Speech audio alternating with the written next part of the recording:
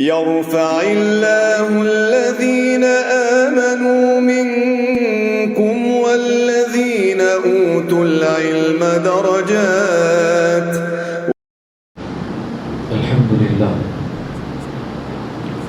الحمد لله وحده نصر عبده وعز جنده وهزم الأحزاب وحده.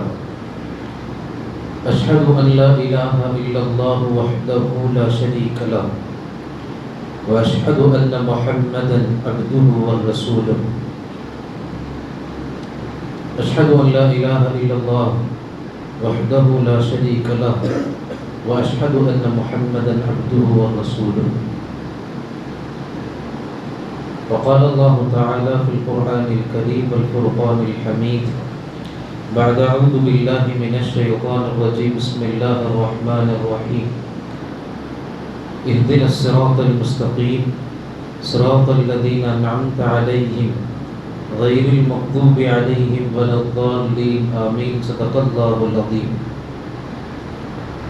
اللهم اجعل صلواتك ورحمتك وبركاتك على سيد المرسلين وإمام المتقين وخاتم النبيين محمد عبدك ورسولك إمام الخير وقائد الخير ورسول الرحمة.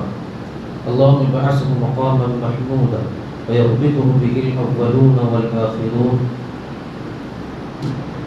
உலகத்தை படைத்து பரிபாலிக்குகிற எல்லாம் வல்ல அல்லாஹ் ஒருவனுக்கே புகழ் அனைத்தும் ஒளித்தாகுக.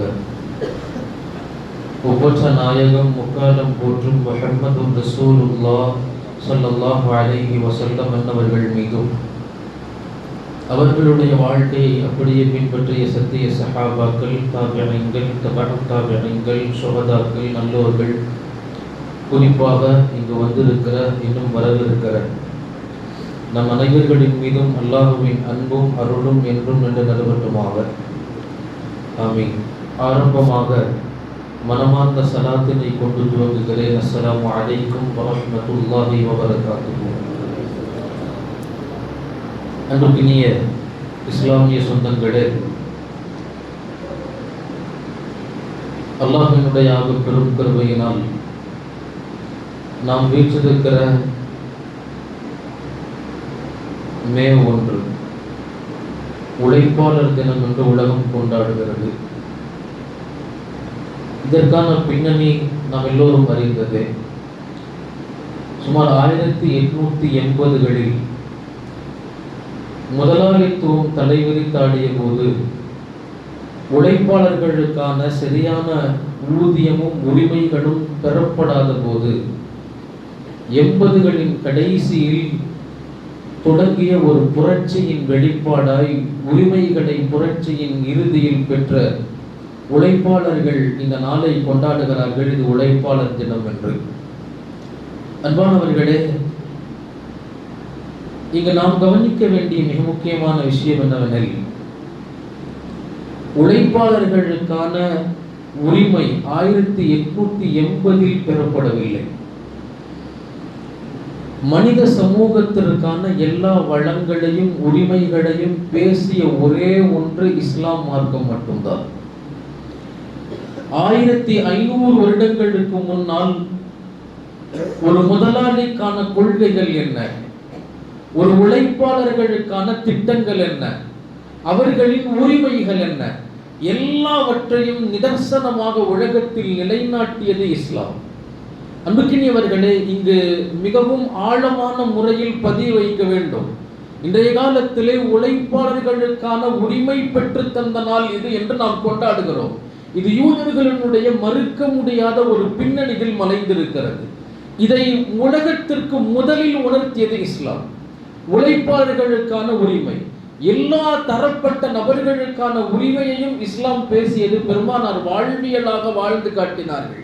அந்த அடிப்படையில் நாம் பார்க்கிற போது நபி ஸல்லல்லாஹு அலைஹி வஸல்லம் உலகத்திற்கு தந்த மாபெரும் செய்திகளில் ஒன்று எளிமை, ஏழ்மை, எளியவர்களுக்கான தலைவர் முஹம்மது ஸல்லல்லாஹு அலைஹி வஸல்லம். பெருமானார் ஸல்லல்லாஹு அலைஹி வஸல்லம் விளக்கினார்கள், எந்த சமூகம் பலகீனம் என்று பெரும் பெரும் தலைவர்கள் எல்லாம் தங்களுக்கு கீழே வேலை பார்க்கிற உழைப்பாளிகளை ஒதுக்க துணிந்தார்களோ, இவர்களுக்கு முன்னால் முதலாவது பெருமானார் ஸல்லல்லாஹு அலைஹி வஸல்லம் உலகத்தில் பேசினார்கள், இன்னமா துஸரூன வ துர்ஸகூன பிதுஅஃபாஇக்கும், அல்லாஹ்வின் புறத்திலிருந்து உங்களுக்கு உதவி பெறுவதற்கான நசீபுகள் எல்லாம் உங்களிடத்திலே இருக்கிற உங்கள் உழைப்பாளிகளால், உங்களிடத்திலே இருக்கிற பலகீனமானவர்களால், இவர்களால் அல்லாஹ் உங்களுக்கு உதவி செய்கிறார் என்று பெருமானார் ஸல்லல்லாஹு அலைஹி வஸல்லம் பேசினார்கள். இப்படி எக்கச்சக்க எளியவர்களுக்கு பெருமானார்கள் பேசிய ஹதீஸ்கள் உண்டு. அன்பானவர்களே, நபி ஸல்லல்லாஹு அலைஹி வஸல்லம் ஒரு போருக்கு படையை அமைப்பதாக இருந்தால் அந்த படையை மொத்தம் 5 கட்டமா பிரிப்பான். 5 கட்டமா பிரிப்பான். முதல் கட்டம் ரொம்ப பலமானவர்கள், 2வது கட்டம், 3வது கட்டம், கடைசியா 5வது கட்டம் எப்படி இருக்கும்னா, 5வது கட்ட படை அங்க பலகீனமானவர்கள், யாருக்கு பயணிக்க கூட சரியான வாகனம் இல்லையோ, போர் தளவாடங்கள் இல்லையோ, இப்படிப்பட்ட நபர்கள் கடைசி 5வது கட்டத்தில் பயணிப்பார்கள். பெருமானார் ஸல்லல்லாஹு அலைஹி வஸல்லம் உடைய வழமை, அவங்களும் 5வது அந்த கூட்டத்துல தான் பயணிச்சு வருவாங்க. சொல்லிட்டு பெருமானார் சொல்லுவார்கள், என்னை யாராவது உலகத்தில் தேட வேண்டும் என்றால் இபூனி, என்னை தேடிக் கொள்ளுங்கள், பிதுஅஃபாஇக்கும், உங்களில் பலகீனமானவர்கள், உங்களில் அன்றாட வேலை பார்ப்பவர்கள், சாதாரண கூலி ஆட்கள் என்று நீங்கள் யாரை கோடிடுகிறீர்களோ அவர்களிடத்திலே என்னை தேடுங்கள் என்றார்கள். மறுமையில உங்களை எங்க தேடுறது? இதே வார்த்தை பெருமானார் சொன்னாங்க, மறுமையில நாளை ஏழைகளோடு என்னை தேடுங்கள் என்றார்கள் பெருமானார். அன்பானவர்களே, உலகத்திற்கு, சமூகத்திற்கு முதலாக உழைப்பாளர்களின் உரிமையை பேசியவர்கள் பெருமானார் ஸல்லல்லாஹு அலைஹி வஸல்லம். இன்னொரு ஹதீஸ்ல தெளிவா பெருமானார் சொன்னாங்க, உழைத்தவர்களுக்கான ஊதியம் வேர்வை வருவதற்கு முன்னால், காய்வதற்கு முன்னால் தரணும். உங்களுக்காக உழைத்தவனுக்கான ஊதியம் எங்க தரணும்? அவனுடைய வேர்வை காய்வதற்கு முன்னால் தரணும். அந்த ஹதீஸ் அதோட நிக்கல, பெருமானார் தொடர்கிறார்கள். யாருக்கு சரியான முறையில ஊதியம் தரவில்லையோ பெருமானார் ஸல்லல்லாஹு அலைஹி வஸல்லம் நாளை மறுமை நாளில் அவனுக்கான வக்கீல் நான் என்றார்கள். எப்படி வக்கீல் அப்படின்னா என்ன அர்த்தம் தெரியுமா அன்பானவர்களே? சரியான முறையில் ஊதியம் தராதவனுக்காக நாளை மறுமையில் அல்லாஹ்வின் சபையில் அந்த முதலாளிக்கு எதிராக வாதாடுகிற வக்கீல் நான் என்றார்கள். அன்பானவர்களே, உழைப்பாளர்களுக்கான ஊதியத்தை ஆரம்பத்திலிருந்து உரிமைகளை நிதர்சனமாக உலகத்தில் நிலைநாட்டியவர் முஹம்மது ஸல்லல்லாஹு அலைஹி வஸல்லம். இதனுடைய பாரம்பரிய சிந்தனையை அழிப்பதற்காக துவங்கப்பட்ட இது போன்ற சில நாட்கள். அன்பானவர்களே, இவைகளை முதலில் நாம் தெளிவுபட வேண்டும். மார்க்கம் தான் உலகத்திற்கான எல்லா உரிமைகளையும் முதலில் பேசியது. அந்த உரிமைகளுக்கான உறைவிடம், வாழ்க்கை, வாழ்வாதாரம் முஹம்மது ஸல்லல்லாஹு அலைஹி வஸல்லம். அன்பானவர்களே, இந்த நாளினுடைய மிகச்சிறப்பு உழைப்பு இல்லையா? உழைப்பு, இதை மார்க்கம் எந்த அளவுக்கு ஊக்கப்படுத்துகிறது, எந்த அளவுக்கு வரவேற்கிறது என்பதை நாம் அறிய வேண்டும். முதல்ல அன்பானவர்களே, பெருமானார் ஸல்லல்லாஹு அலைஹி வஸல்லமுடைய அநேக துஆ, அவங்க 5 வக்தும் செய்கிற துஆக்கள் என்று பெருமானாருடைய துஆக்களினுடைய தனி பட்டியல் உண்டு. அதுல பெருமானார் அதிகமாக செய்த துஆக்களில் ஒன்று என்னன்னா, சோம்பல்தனத்தை விட்டும் அல்லாஹ் என்ன பாதுகாத்துரு, என்ன சோம்பேறியா ஆக்கிறாத, அல்லாஹும்ம இன்னி அஊது பிக்க மினல் கஸ்ல், நான் சோம்பேறியா ஆயிடக்கூடாது, நான் சுறுசுறுப்பானவனாக இருக்கணும், உழைக்கும் சமூகத்தில் இருக்கணும், சோம்பலாக முடங்கி கிடப்பவனாக நான் இருக்கக்கூடாது. இது பெருமானாருடைய அன்றாட வாடிக்கை துஆக்களில் முதன்மையானது என்று நபி ஸல்லல்லாஹு அலைஹி வஸல்லமுடைய வாழ்வியலை நாம் பார்க்கிறோம். அன்பானவர்களே, ஒரு மனிதன் சாப்பிடுகிற சாப்பாட்டுல சிறந்த சாப்பாடு என்ன தெரியுமா? ஒருத்தர் சாப்பிடுற சாப்பாட்டுல சிறந்த சாப்பாடு. அதையும் பெருமானார் ஸல்லல்லாஹு அலைஹி வஸல்லம் விளக்கினார்கள். மஅக்கல அஹதுன் தஆமன் கத், எந்த ஒரு நபரும் அவனுடைய சாப்பாட்டில் சிறந்த சாப்பாடு என்னவென்றால், அவன் சாப்பிடுகிற உணவில் சிறந்த சாப்பாடு, மின் ஐயகுல மின் அமலி யதைஹி, தன் இரு கரத்தால் உழைத்து அதில் கிடைக்கும் சாப்பாடு. அது வெறும் ஒரு பேரிச்சம்பழமாக இருந்தாலும் சரி, ஒரு மனிதனுக்கு கிடைக்கிற சாப்பாட்டில் சிறந்தது அவன் கையால் உழைத்து சாப்பிடுகிற சாப்பாடு என்று பெருமானார் ஸல்லல்லாஹு அலைஹி வஸல்லம் விளக்கினார்கள். அன்பானவர்களே, இந்த ஜும்மாவுடைய நாளுமே உழைப்புக்கான ஒரு அடையாளம் தான், உழைப்புக்கான அடையாளம் தான். எப்படி நாம பல தடவை கேள்விப்பட்டிருப்போம், சூரத்துல் ஜும்மா, அல்லாஹ் தஆலா ஜும்மாவை பத்தி பேசுகிற போது ஃபஸ்அவு இலா திக்ரில்லாஹி வதருல் பைஅ, முதல்ல அல்லாஹ் சொல்றது ஜும்மாவுக்கான அழைப்பு வந்துட்டா உங்களுடைய கடைகளை எல்லாத்தையும், உங்களுடைய வியாபாரங்களை எல்லாத்தையும் அப்படியே விட்டுட்டு நீங்க பள்ளிக்கு வாங்க, பள்ளிக்கு வந்து ஜும்மா முடிஞ்சதுக்கு பின்னாடி நீங்க என்ன செய்யணும், அதையும் அல்லாஹ் தஆலா தெளிவுபட பேசுகிறான். ஃபைதா குதியத்திஸ் ஸலாத்து ஃபந்தஷிரு ஃபில் அர்த். நீங்க ஜும்மா முடிஞ்சிட்டா அடுத்து என்ன செய்யணும், அல்லாஹ் தஆலா தொடர்ந்து சொல்கிறான், ஃபந்தஷிரு, நீங்கள் புறப்படுங்கள், பரவி செல்லுங்கள், ஃபில் அர்த், போய் என்ன செய்யணும், வபுதவு, நீங்கள் தேடிக்கொள்ளுங்கள், ஃபதுலில்லா, அல்லாஹ்வினுடைய ஃபதுல்களை, அவனுடைய கிருபைகளை நீங்கள் தேடுங்கள். இதை சொல்லிட்டு உலமாக்கள் எழுதுவார்கள், முதல்ல கவனிக்கத்தக்க வேண்டிய விஷயம், உலமாக்கள் சொல்லுவார்கள், ஜும்மாவுக்கு பின்னாடி உலகத்தில் அல்லாஹ் தஆலா விசேஷமான பரக்கத்தை இறக்குறாங்க, விசேஷமான பரக்கத். எனவே தான் இமாம் அபூ ஹனீஃபா ரஹிமஹுல்லாஹ் ஒவ்வொரு ஜும்மா முடிச்ச உடனே அவங்க மஜ்லிஸ்கள்ல உட்கார மாட்டாங்க, மாணவர்களுக்கு பாடம் நடத்த மாட்டாங்க. ஒவ்வொரு ஜும்மா முடிச்ச உடனே முதல்ல கடை வீதிக்கு போவாங்க. முதல்ல கடை வீதி, காலையில இருந்து பள்ளியில இருப்பாங்க. ஜும்மா சலாம் கொடுத்து துஆவுக்கு பின்னாடி முதல்ல அவங்க போற இடம் தன்னுடைய கடை வீதிகளுக்கு போவாங்க. ஏன்னா அபூ ஹனீஃபா ரஹிமஹுல்லாஹ் அன்றைய காலத்திலே எக்ஸ்போர்ட், பல ஆடைகளை பல ஊர்களுக்கு இம்போர்ட் எக்ஸ்போர்ட் பண்ண மிகப்பெரிய தொழிலதிபர் இமாம் அபூ ஹனீஃபா ரஹிமஹுல்லாஹ். அவங்களுடைய வாழ்க்கை பழக்கமே ஜும்மா முடிச்சுட்டு போகணும். எனவேதான் சஹாபாக்கள்ல பல பேருடைய நிலைமை என்னன்னா, ஜும்மா முடிச்சதுக்கு பின்னாடி உடனே புறப்பட்டு போய் ஒரு பேரிச்சம்பளத்தையாவது வியாபாரம் செஞ்சு அதனுடைய லாபத்தை வாங்கிட்டு வீட்டுக்கு வரணும். இது பரக்கத்தின் பெருமானார் ஸல்லல்லாஹு அலைஹி வஸல்லம் விளக்கினார்கள்னு சொன்னாங்க. ஆனா இன்னைக்கு இந்த பண்பாட்டு கலாச்சாரங்கள் சுத்தமா நம்ம கிட்ட ரெண்டுமே இருக்கு. முதலாவது என்ன, பாங்கு சொல்றதுக்கு முன்னாடி கடை அடைக்கணும், இருக்காது. ரெண்டாவது, ஜும்மா முடிச்சதுக்கு பின்னாடி முதல்ல கடைக்கு தான் போகணும், வியாபாரத்துக்கு தான் போகணும். நாம போய் நிதானமா சாப்பிட்டு ஓய்வெல்லாம் எடுத்துட்டு அசருக்கு மகரிபுக்கு தான் எங்க போவோம், ஜும்மாவுடைய வழமை கடைக்கு போவோம்.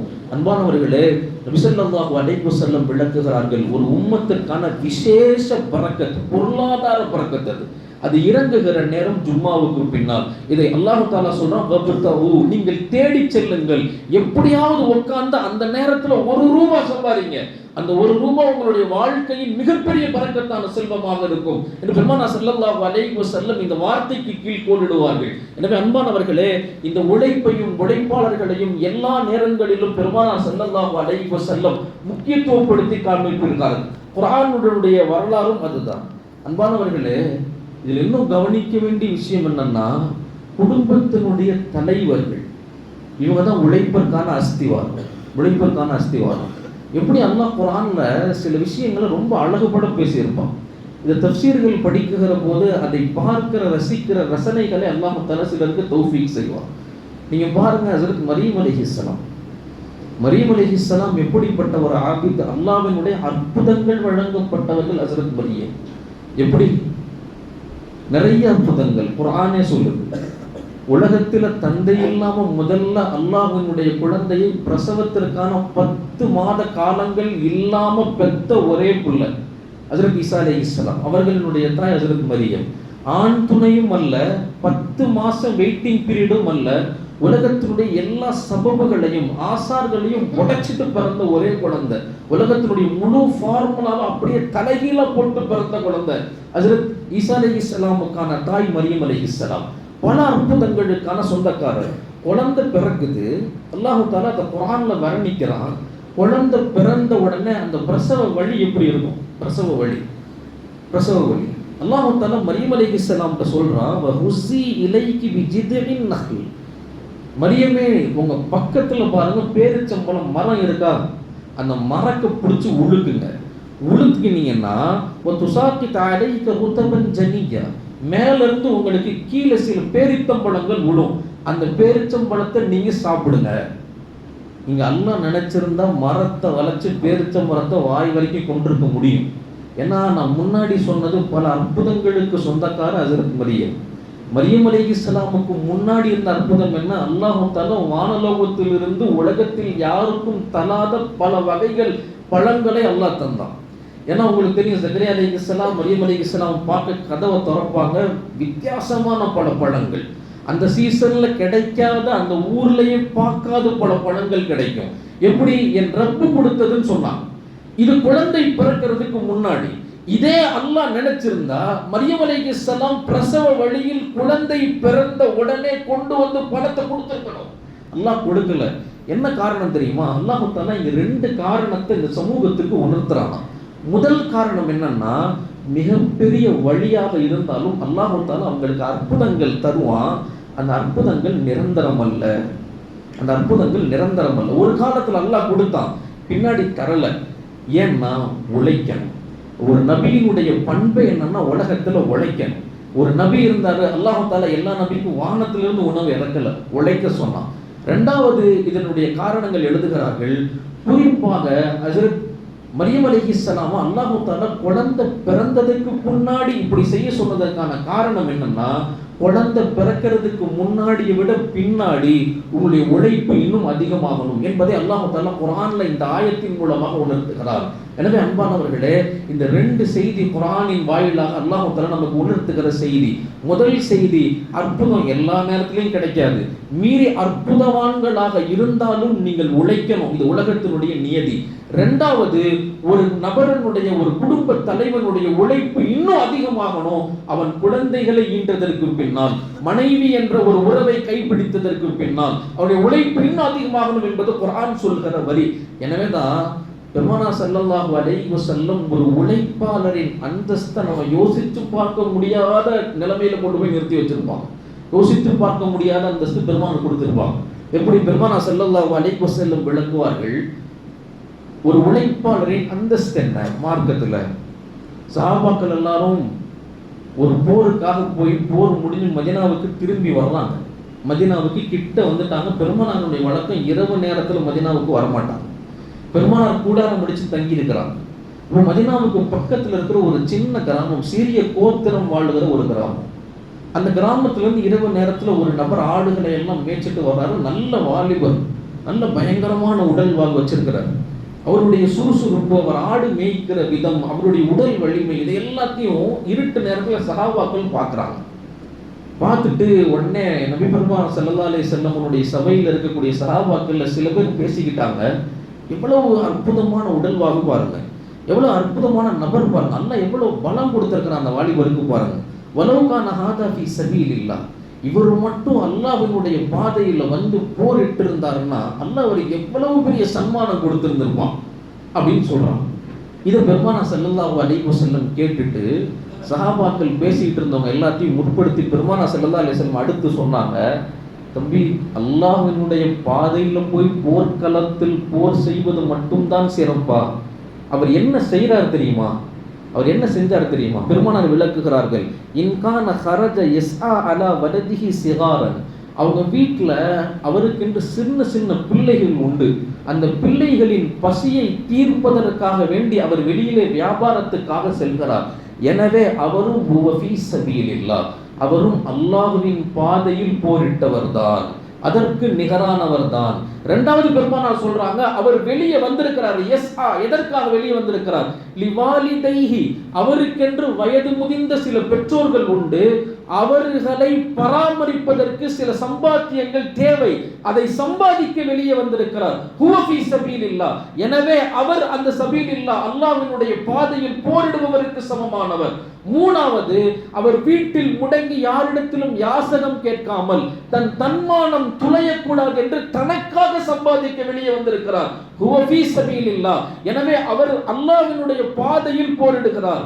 இந்த ஹதீஸை தொகுத்துட்டு உலமாக்கள் கீழே சொல்லுவாங்க, ஒவ்வொன்னையா பெருமானார் வகுத்து வகுத்து சபீலில்லாஹ். தன் குழந்தைக்காக வெளியே வந்தார், அவர் முஜாஹித். அடுத்து தன்னுடைய பெற்றோருக்காக சம்பாதிக்க வெளியே வருகிறார், ஹுவ ஃபீ சபீலில்லாஹ். அவர் தன் தன்மானத்தை உலகத்தில் நிலைநாட்ட சம்பாதிக்க வருகிறார், ஹுவ ஃபீ சபீலில்லாஹ். எனவே எந்த ஒரு அடியான் இந்த மூன்று குணத்திற்காக வெளியே போகிறானோ அவனுக்கு 3 போர்க்கள ஷஹீதுகளின் நன்மை எழுதப்படும் அப்படின்னு சொன்னாங்க. ஒரே ஆள் தான், ஆனா 3 போர்க்களங்களை சந்தித்த நபருக்கான நன்மை அவருக்கு எழுதப்படும். யாருக்கு? அல்லாஹ் தஆலாவால் அனுப்பப்பட்ட ஒரு குடும்ப தலைவன் தன் குடும்பத்துக்காக உழைக்கும் போது, தன் தன்மானத்திற்காக, தன் குழந்தைகளுக்காக, தன் பெற்றோர்களுக்காக உழைக்கும் போது அல்லாஹ் தஆலா அந்த அந்தஸ்தை தருகிறான். அன்பானவர்களே, இதுதான் மார்க்கம் வலியுறுத்துகிற உழைப்பு, மார்க்கம் வலியுறுத்துகிற உழைப்பு. நீங்க குர்ஆன்ல சூரா முஸம்மில்ல பாருங்க, அல்லாஹ் தஆலா இந்த மார்க்கத்தை ஏற்ற நபர்களை 2ஆ தான் பிரிப்போம். 2 கூட்டம் தான் இதுல. முதல் கூட்டம் என்ன? வாஹரூன யத்ரிபூன ஃபீ சபீலில்லாஹ் யப்தகூன மின் ஃபத்லில்லாஹ். முதல் கூட்டம் அல்லாஹ்வுக்காக அவருடைய ஃபத்லை தேடி உலகத்தில் சம்பாதிக்க சென்ற கூட்டம்.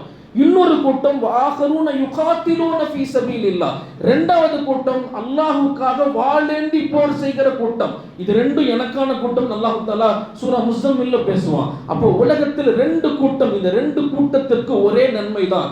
என்ன நன்மை தெரியுமா? யார் போர்க்களத்தில் அல்லாஹ்வுக்காக நின்று போராடுகிறானோ அவனுக்கும் தன் குடும்பத்திற்காக உழைப்பவனுக்கும் ஒரே நன்மை. அல்லாஹ் போர்க்களத்தில் போர் செய்கிற நன்மையை சொல்றான். பெருமானார் இன்னும் தெளிவா இன்னொரு ஹதீஸ்ல சொன்னாங்க, அஸ்ஸாயியுல் முஜாஹிது ஃபீ சபீலில்லாஹ், என் உம்மத்துல ஒரு சாயி தன் குடும்பத்துக்காக உழைக்கிற உழைப்பாடி எப்படிப்பட்டவன் தெரியுமா? கல் முஜாஹிது ஃபீ சபீலில்லாஹ், அல்லாஹ்வினுடைய பாதையில ரத்தத்தை சிந்தி வாளை ஏந்தி போராடுற நபருக்கு சமமானவர்னு பெருமானார் ஸல்லல்லாஹு அலைஹி வஸல்லம் விளக்கினார்கள். அன்பானவர்களே, இப்ப யோசிச்சு பாருங்க, போர்க்களத்தில் நின்று ரத்தம் சிந்துறதும் தன் குடும்பத்திற்காக குழந்தைகளுக்காக உழைத்து வேர்வை சிந்துவதும் அல்லாஹ் தஆலா ஒரே கண் கொண்டு பார்க்கிறான். இதுதான் உழைப்பதற்கும் உழைப்பாளிகளுக்கும் அல்லாஹ் தருகிற உயர்வு இந்த மார்க்கத்தில். அன்பானவர்களே, இந்த நிலைதான் மார்க்கத்தில் ரொம்ப அவசியம், ரொம்ப அவசியம். அன்புக்கினியவர்களே, இப்படி எத்தனையோ தகவல்கள் சொல்லிக்கொண்டே சொல்லலாம். பெருமானார் ஸல்லல்லாஹு அலைஹி வஸல்லம் மதீனாவுக்கு வர்றாங்க. மஸ்ஜித் நபவி, அதுக்கு பக்கத்தில் ஒரு சஹாபி, ரொம்ப எளியவர், ஏழ்மையானவர்.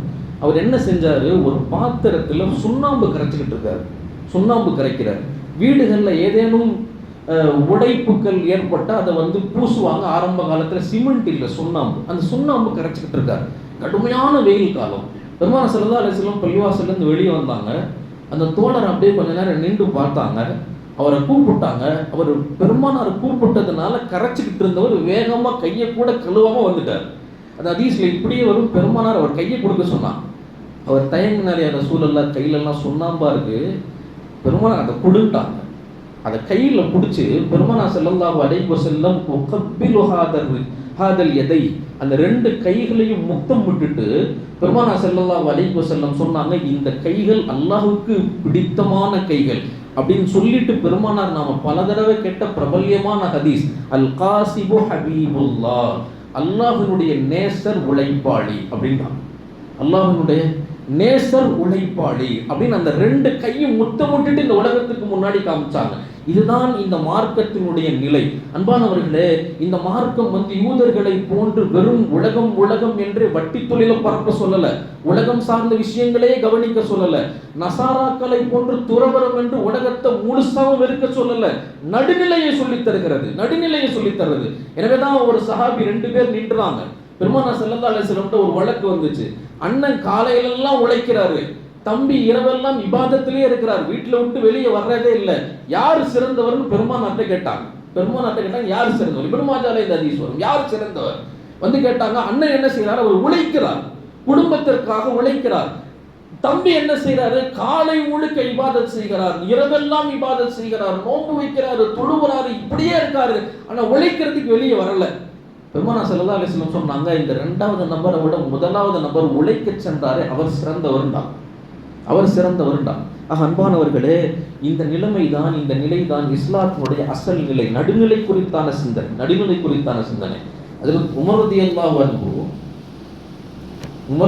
அன்ஹு எகிப்து பக்கத்தில் இருக்கிற ஒரு ஊருக்கு போனாங்க, அவங்களுடைய கிலாஃபத்துக்கு கீழே. இந்த தாரீഖ் உமர்ல வரும்.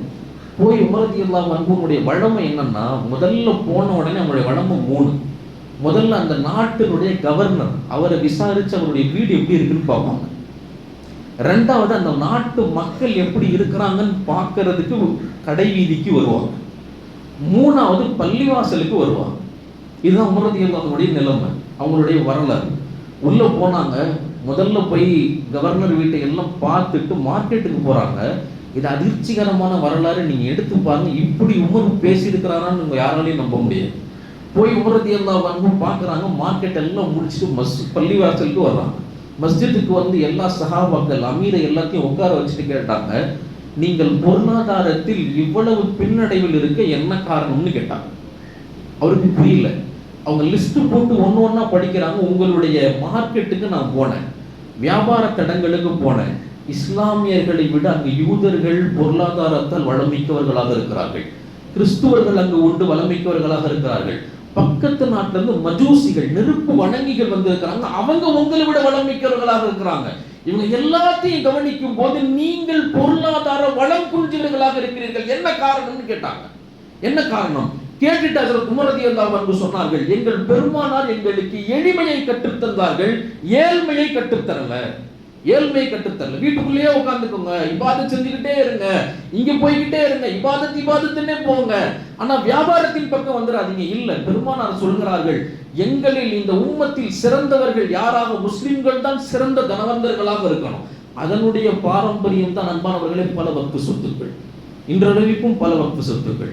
அன்புக்கினியவர்களே, இது இஸ்லாத்தினுடைய பாரம்பரிய தூர நோக்கு சிந்தனை. அது இவர் மிகப்பெரிய ஆலிமாவும் இருப்பாரு, மார்க்கம் சம்பந்தப்பட்ட விஷயங்களும் படிச்சிருப்பாரு, பொருளாதாரத்தில் மிகப்பெரிய நபராகவும் இருப்பார். இது இஸ்லாம் சொல்லி தந்த மிக முக்கியமான பாதை. இன்னைக்கு இந்த பாதையிலிருந்து இஸ்லாத்தை விட்டு நாம் விலகி நிற்கிறோம். அன்பானவர்களே, அசல்ல தெரிஞ்சுக்கணும், உழைப்பை இந்த மார்க்கம் அவ்வளவு ஊக்கப்படுத்துகிறது. உழைப்புனா என்ன? உழைப்புனா கஸ்புல் அமல் அப்படின்னா என்ன? உழைக்கிறதுனா என்ன? அசல்ல உழைப்புனா என்ன தெரியுமா? கஸ்புல் ஹலால், ஹலாலானவற்றை தேடி தேடி சம்பாதிக்கிறதுக்கு பேர் தான் உழைப்பு. நான் அவர் 10,000 ரூபாய் சம்பாதிச்சாரு, நான் உழைச்சேன் இன்னைக்கு 50,000 ரூபாய் சம்பாதிச்சேன், அதுல ஹராம் இருந்துச்சுன்னா மார்க்கம் சொல்லுகிற அது உழைப்பில்ல, அழிவுன்னு சொல்லுது. முசீபத் ஃபில் மால்னு சொல்லுது, மாலை அழிக்கக்கூடியதுன்னு சொல்லுது. அப்போ ஹலால் உழைப்புன்னு அசல் என்ன உழைப்பு? காலையிலிருந்து நைட்டு வரைக்கும் நான் ஓடி ஓடி உழைச்ச அது உழைப்பு இல்ல. எது ஹலாலோ அதை தேடி தேடி உழைச்ச அதுதான் உழைப்பு. கஸ்புல் ஹலால் பெருமானார் விளக்குகிறார்கள், அதுதான் உழைப்பு. உழைப்புங்கிறது காலையில போனாரு, நைட்டு வரைக்கும் உழைச்சாரு, அங்க ஹராம் பார்க்கல, ஹலால் பார்க்கல, அந்நிய பெண்கள் பார்க்கல, தவறான வியாபாரங்கள் பார்க்கல, பொருளாதாரம் எப்படி வருதுன்னு அவர் யோசிக்கல. இதுக்கு பேர் உழைப்பு இல்ல. ஹலால தேடி தேடி செய்யறதுக்கு பேர் தான் உழைப்புன்னு பெருமானார் ஸல்லல்லாஹு அலைஹி வஸல்லம் விளக்கினார்கள்.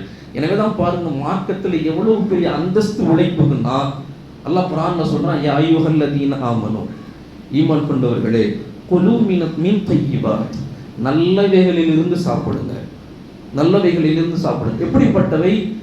மா ரஸகக்கும், உங்களுக்கு நான் கொடுத்த நல்லவைகளை தேடி தேடி நீங்க சாப்பிடுங்க. இதுதான் முதல் விஷயம், இதுதான் முதல் விஷயம். அப்போ முதல்ல உழைப்புங்கிறது நல்லவைகளை, ஹலாலானவைகளை தேடுவதுதான் அசல் உழைப்பு.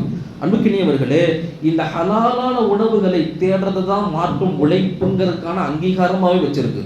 பெருமானார் ஸல்லல்லாஹு அலைஹி வஸல்லம் விளக்கினார்கள், ஃபலபு கஸ்பில் ஹலாலி ஃபரீதத்துன் பஅதல் ஃபரீதா, உங்களுக்கான கடமை என்ன தெரியுமா? உங்கள் குடும்பத்திற்காக ஹலாலான பொருளை தேடி தேடி உழைக்கிறது உங்களுக்கான கடமை அப்படின்னு மார்க்கம் சொல்லியிருக்கு.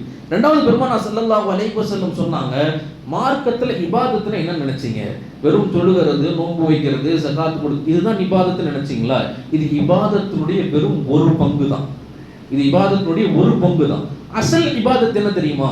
அசல் இபாதத் அல் இபாதத்து அஷ்ரத்து அஜ்ஸாஇன், ஒரு இபாதத் என்பது 10 பங்குகளை கொண்டதுதான் அசல் இபாதத். பெருமானார் விளக்குகிறார்கள், அஷ்ரத்து அஜ்ஸா, ஒரு இபாதத்துல 10 பங்கு இருக்குது. அந்த 10 பங்குல திஸ்அத்தும் மின்ஹா ஃபலபுல் ஹலால், அதுல 9 பங்கு ஹலாலை தேடி சம்பாதிப்பது தான் 9 மடங்கு பங்கு. மித்த 1 நீங்கள் பள்ளியில் செய்கிற அமல். நீங்க பள்ளியில் வாசல்ல தொழுக வர்றது, நோன்பு வைக்கிறது, ஸகாத், இதுவெல்லாம் அடுத்த 1 மடங்கு தான். 9 மடங்கு நீங்கள் ஹலாலை தேடி தேடி தேடி சம்பாதிப்பது என்று பெருமானார் ஸல்லல்லாஹு அலைஹி வஸல்லம் விளக்கினார்கள். அன்பானவர்களே, இந்த ஹலால் வருவாய் இதுதான் சமூகத்திற்கான பலமே. எங்க சமூகத்துல கொஞ்சம் ஹராம் கலந்துருமோ அல்லாஹ் தஆலா இந்த சமூகத்தை கடைசி வரைக்கும் இல்லாம துடைச்சிருவான். கடைசியில பெருமானார் ஸல்லல்லாஹு அலைஹி வஸல்லம் விளக்குவார்கள், கடைசி ஒரு காலம் வரும், அந்த காலத்துல பெரும் பெரும் பணக்காரர்கள் இஸ்லாம்ல இருப்பாங்க, முஸ்லிம்கள்ல இருப்பாங்க. ஆனா அந்த பைசா இந்த சமூகத்திற்கு ஒரு பைசா அளவு கூட பிரயோஜனம் தராது. ஏன்னா எல்லா மக்களும் வட்டியில் கலந்திருப்பார்கள், அநியாயத்துல திளைச்சிருப்பாங்க. வட்டியின் வாடை கூட படாத நபர் உலகத்தில் இருக்க மாட்டாங்க. அதனுடைய காற்றை சுவாசிக்காத நபர்கள் உலகத்தில் இருக்க மாட்டாங்க. இப்படி வட்டி பரவலாகும். எவ்வளவு பொருளாதாரம் இருந்தாலும் அல்லாஹ் தஆலா இந்த சமூகத்தை பலகீனமான ஏழ்மையான சமூகமாகத்தான் வச்சிருப்பான் என்பது பெருமானார் ஸல்லல்லாஹு அலைஹி வஸல்லம் ஹதீஸ். அன்பானவர்களே, உழைக்கும் தருணத்தில் இருக்கிற நாம் எதை தேடி தேடி உழைக்கணும் என்பதை யோசியுங்கள். அசல் உழைப்பு எந்த பரக்கத் என்றால் ஹலாலான உழைப்பை தேடுகிற போதுதான் பரக்கத். ஹலாலான உழைப்பை தேடுறது தான் பரக்கத். கணவன் மனைவி 2 பேர் மக்கால வசிச்சாங்களாம். கணவன் மனைவி 2 பேர் ரொம்ப ஏழ்மை.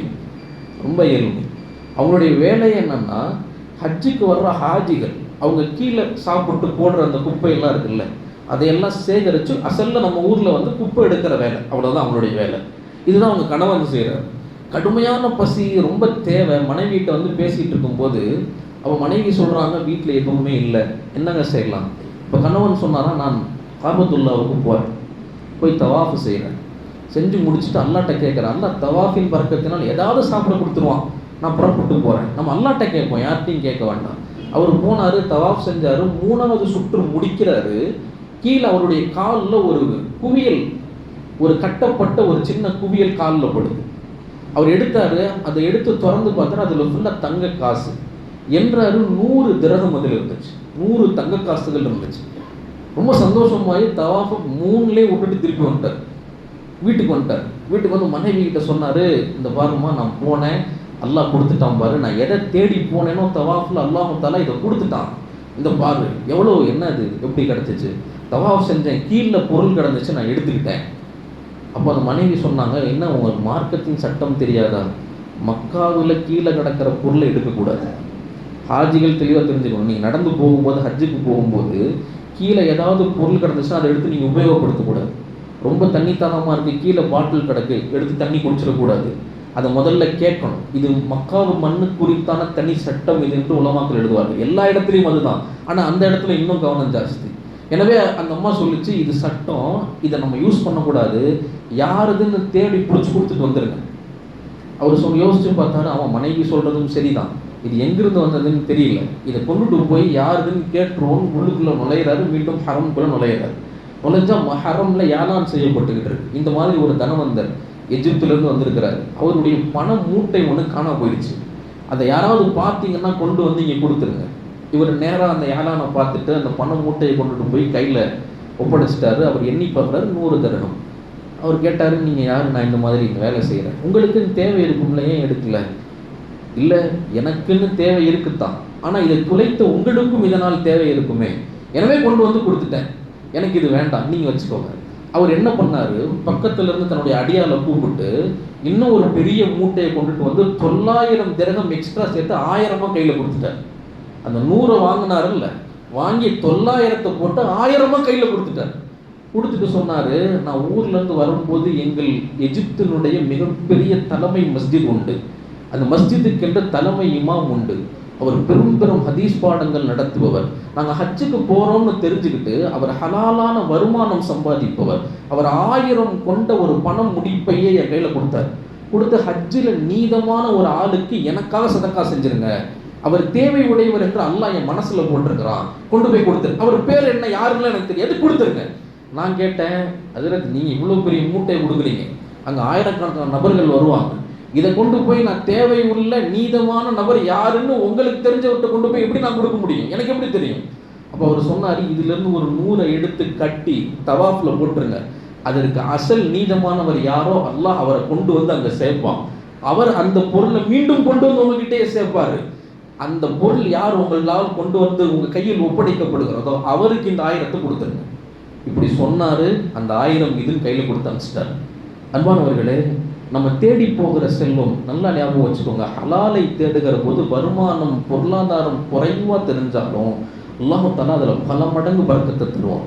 இந்த சம்பவத்தில் 2 செய்தி இதில் உலமாக்கள் சொல்லுவாங்க. முதலாவது செய்தி, நீங்கள் ஹலாலாக சம்பாதிச்சிங்கன்னா அல்லாஹ் தஆலா அதை எங்கே கொண்டு போய் சேர்க்கணுமோ தேவை உள்ளவங்களுக்கு மட்டும்தான் கொண்டு போய் சேர்ப்பான்.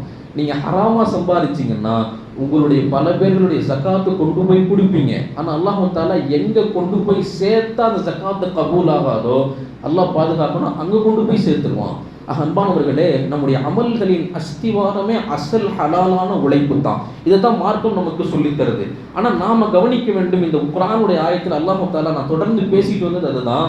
முதல்ல இந்த சமூகத்திற்கு அல்லாஹ் சொல்வது, உழைக்கக்கூடிய சமூகத்திற்கு முதல் செய்தி, யா அய்யுஹல்லதீன ஆமனூ, ஈமான் கொண்டவர்களே, நீங்கள் என்ன செய்யணும், குலூ மின் தய்யிபாத்தி மா ரஸக்னாக்கும், உங்களுக்கு நாங்கள் தந்த மா ரஸக்னாக்கும், உங்களுக்கு நாம் கொடுத்த ஹலாலானவற்றிலிருந்து நீங்கள் தேடி தேடி சம்பாதித்து உணவை உட்கொள்ளுங்கள். ரெண்டாவது அல்லாஹ் தஆலா சொல்றான், வஷ்குரு லில்லாஹ், நீங்கள் அல்லாஹ்வுக்கு நன்றி செலுத்தக்கூடியவர்களாக இருங்கள். அப்போ தான் இந்த ஹலால் வியாபாரத்தை அல்லாஹ் பரக்கத்தானதாக ஆக்குவான். இந்த 2 விஷயம் இருக்கணும். ஆனால் நம்மக்கிட்ட என்ன பழக்கம்டா, நம்ம மனுஷங்களுக்கு நன்றி உள்ளவங்களாக இருப்போம், அல்லாஹ்வுக்கு நன்றி உள்ளவங்களாக இருக்க மாட்டோம். இப்போ மனிதர்களுக்கு கூட நன்றி உள்ளவங்களாம் இருக்கிறது இல்லை. அன்பானவர்களே, ஒரு கடைக்கு போகிறோம், முன்னாடி ஒருத்தர் ரொம்ப பசியாக இருக்குது, டீ வாங்கி கொடுத்தாருன்னு வைங்க, நம்ம என்ன செய்வோம்? அவரை பார்த்தா என்ன செய்வோம்? அடுத்த தடவை பார்க்கும்போது அவர் பார்க்கறதுக்கு முன்னாடி நாம முதல்ல அஸ்ஸலாமு அலைக்கும் ஹாஜியார் அப்படின்னு சொல்லுவோம். டீயோட சேர்த்து ஒரு வடையும் சேர்த்து வாங்கி கொடுத்துட்டாருன்னு வச்சுக்கோங்க, அப்போ நம்ம சலாம் எப்படி இருக்கும்? இன்னும் பூஸ்டாக இருக்கும். அஸ்ஸலாமு அலைக்கும் ஹாஜியார் அப்படிங்குவோம். பிரியாணி வாங்கி கொடுத்துட்டாரு, பசிச்சு இருந்தப்போ அந்த ஹாஜியார் அவ்வளோ வாங்கி கொடுத்துட்டாரு. கொஞ்சம் கையில் கூப்பிட்டு காசு 10,000 கொடுத்துட்டாரு, வச்சுக்கோ செலவு பண்ணு அப்படின்னு கொடுத்துட்டாரு. அப்போ நாம் எப்படி இருப்போம்? அவரை பார்த்தா அவர் அங்கே வந்தால் இங்கே நிற்பார். யார் எவ்வளோ பெரிய கூட்டம் இருந்தாலும் அவருக்கு தான் முதல்ல முக்கியத்துவம், அப்படித்தானே? இதுவே அல்லாஹ் தந்தான், பசிச்சிச்சு, காலையில் எந்திரிச்ச உடனே ஒரு கிளாஸ் டீ அல்லாஹ் கொடுத்தான். நம்ம என்னைக்காவது அல்ஹம்துலில்லாஹ் சொல்லியிருப்போமா? அடுத்து கொஞ்ச நேரம் கழிச்சு அல்லாஹ் டிஃபன் கொடுத்தான். இப்போ வீட்டுக்கு போனோடனே பல வீடுகளில் பிரியாணி, பல வீடுகளில் கறி இல்லாத சாப்பாடுகளே இல்லை. நம்ம சாப்பிட்டு என்ன செய்வோம்? அல்ஹம்துலில்லாஹ் சொல்லியிருக்கிறோமோ? அல்லாஹ் கொடுக்குறான், நம்ம அல்லாஹ்வை மறக்கிறோம். இதுவே ஒரு 10,000 5 வக்து தொழுகைக்கு வந்துக்கிட்டே இருந்தவர் ஜும்மாவுக்கு மட்டும்தான் வருவார். இதுவே லட்சக்கணக்கான சம்பாத்தியம் என்ன செஞ்சுக்கிட்டு இருப்பாரு? அவருடைய வாழ்க்கை லைஃப் ஸ்டைலே மாறி போயிடும், அல்லாஹ்வை விட்டு தூரம் ஆயிடுவார். இதுதான் மனிதர்களுடைய இயல்பு. அன்பானவர்களே, நம்ம சம்பாதிக்க ஹலால சம்பாதிக்க அல்லாஹ்வின் பக்கம் எவ்வளவு தூரம் போறோமோ அல்லாஹ் அதை விரித்து விசாலமாக்குவோம். நம்ம எந்த அளவுக்கு காசை வாங்கி அல்லாஹ்வுடைய நியமத்துகளை ரசிச்சு விட்டுடுறோமோ அல்லாஹ் தஆலா எல்லாத்தையும் கொடுத்துக்கிட்டே வந்து திடீர்னு அல்லாஹ் தஆலா ஒரு பிடி பிடிச்சிருவான். அந்த ஒரு நாள் எல்லாமே போயிடும். சாலபா, நீங்கள் பல முறை கேள்விப்பட்டதெல்லாம் சாலபா நபி ஸல்லல்லாஹு அலைஹி வஸல்லம் மஸ்ஜிதிலேயே எப்பயுமே இருப்பார். ஏன்னா காசு இல்லை, வெறும் ஒரே ஒரு ஆடை தான். வெளியே வரும்போது அந்த ஆடை இவர் போட்டுட்டு வருவார். வீட்டுக்குள்ளே குழி பறிச்சு அவங்க அந்த மனைவி குழிக்குள்ளே உட்காந்துருப்பாங்க. வீட்டுக்கு போன உடனே சமைக்கும் போது அவங்க மனைவி அந்த ஆடையை வாங்கிட்டு வெளியே வருவாங்க, இவர் உள்ளுக்குள்ளே உட்காந்துருப்பார். இப்படிப்பட்ட ஏழ்மை சாலபா பெருமானார்ட்ட வந்து யா ரசூலல்லாஹ் பரக்கத்துக்கு துவா செய்யுங்க, அல்லாஹ் உனக்கு கொடுத்துருக்கிறதே பரக்கத்துக்கு போன்றாங்க. அவர் சொன்னார், கொஞ்சம் வேணும், ஏதாவது துவா செய்யுங்க, ரொம்ப ஏழ்மை, பிள்ளைங்கள்லாம் பசியாக இருக்காங்க. பெருமானார் கையேந்தி துவா செய்தார்கள். பெருமானார் ஏந்திய கைக்கு எங்கேயாவது மறுப்பு உண்டா? அல்லாஹ் தஆலா வானத்தை கிழிச்சிட்டு கொடுத்தான். வீட்டுக்கு போகிற வழியில் பெருமானார் சொன்னாங்க, இந்த கடைக்கு போ, அங்கே ஆடு விற்கும், வாங்கிட்டு போன்ட்டான். அவர் நேரம் போனால் ஒரு கர்ப்பிணி ஆடு பார்த்தாரு, வாங்கிட்டு நேராக வீட்டுக்கு போயிட்டார். வீட்டுக்கு கையில் இருந்த ஒரு திரதம் கொடுத்து வாங்கிட்டு வீட்டுக்கு போயிட்டார். போய் மறுநாள் அந்த ஆடு ஒரு குட்டி போட்டுச்சு. அந்த குட்டி பொம்பளை குட்டி. நம்ம ஆடு மாட்டில் பொம்பளை குட்டி போட்டால் சந்தோஷப்படுவோம், நம்ம பொம்பளை பிள்ளை பிறந்தால் சந்தோஷப்பட மாட்டோம். அன்பானவர்களுக்கு குட்டி போட்டுச்சு. அந்த ஆடை வாங்கினார். அந்த ஆடு என்ன செஞ்சிச்சு? அந்த பெண் ஆடு அது 10 குட்டி போட்டுச்சு அந்த ஒரு வருஷத்துக்குள்ள. அதில் 2 குட்டியை வைத்து ஒட்டகம் வாங்கினார். அந்த ஒட்டகம் குட்டி போட்டுச்சு, அதை வச்சு மாடுகள் வாங்கினார். இப்படியே வந்து பெரிய பண்ணை ஆயிடுச்சு. மதினாவுக்குள்ள எல்லாத்தையும் வச்சு பராமரிக்க முடியல. மதினாவிலிருந்து கொஞ்சம் அவுட்டருக்கு போயிட்டார். நிறைய வந்துருச்சு, இல்லை பராமரிக்கணும் இல்லை, மதினாவிலிருந்து கொஞ்சம் அவுட்டருக்கு போயிட்டார். போனவருடைய நிலைமை என்ன? காலையிலிருந்து இரவு வரைக்கும் பள்ளிவாசல்ல இருந்தவர் போனவர் 5 வக்து மட்டும்தான் பள்ளிக்கு வர்றார். 5 வக்து தொழுகைக்கு மட்டும் வந்துட்டு போயிடுறார் வேகமா.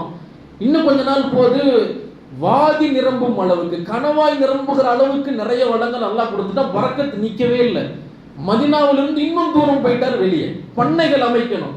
அங்கிருந்த மதினாவுக்கு பல பால் வருது, பல ஊர்களுக்கு பால் தர்றாரு, வணிகம் அங்கதான் நடக்குது. இன்னும் மதினாவிலிருந்து வெளியே போயிட்டாரு. ஆள் வாழ்க்கை எப்படி மாறிச்சுன்னா ஜும்மாவுக்கு மட்டும்தான் வர்றாரு, ஜும்மாவுக்கு மட்டும். இது சாலபா, இது ரிவாயத்து. பெருமானார் ஸல்லல்லாஹு அலைஹி வஸல்லம் சாலபாட்ட ஜக்காத்து வாங்கன்னு அனுப்புனாங்க. இது பெருமானாருடைய கட்டளை. போனார், பணிகள் நிறைய இருக்கு, அப்புறம் வாங்க அனுப்பிச்சிட்டார். நிறைய இருக்கு, நான் தான் பார்க்கணும், அப்புறமா வாங்கன்னு அனுப்பிச்சிட்டார். அனுப்புனது முஹம்மது ஸல்லல்லாஹு அலைஹி வஸல்லம். யார் பரக்கத்துக்காக துவா செஞ்சாரோ அவங்க அனுப்பின ஆளே நீ அப்புறமா அனுப்பிச்சிட்டார். பெருமானார் சொன்னாங்க, இனிமேல் அங்கே போய் நீ வாங்கவே வாங்காதன்ட்டாங்க. மனசுல எவ்வளவு பெரிய பொருளாதார வளம் இருந்தாலும் நிம்மதி இல்லை. தேடி மதினாவில் வந்து பெருமானாரனுடைய பள்ளியில தவம் கிடந்தார். கொஞ்சம் வாங்கிக்கங்க. பெருமானார் கடைசி வரைக்கும் சக்காத் வாங்கலை, அபூபக்கர் வாங்கலை, உமர் வாங்கலை. கடைசி வரைக்கும் சக்காத்தே நிறைவேற்றப்படாமல் மௌத்தா போனார். அன்பானவர்களே, நிரப்பமான செல்வங்கள் சுகம் தராது. நமக்கு கிடைக்கிற கொஞ்சம் ஹலாலான வருமானத்தில் அல்லாஹ்வுக்கு அல்ஹம்துலில்லாஹ்னு ஷுக்ரோடு வாழ்கிற போது இதுதான் அசல் உழைப்பு, இதுதான் அசல் பரக்கத், இதுதான் அசல் நிம்மதி என்பதை உணர வேண்டிய தருணம். இது குர்ஆன் தருகிற பாடம்.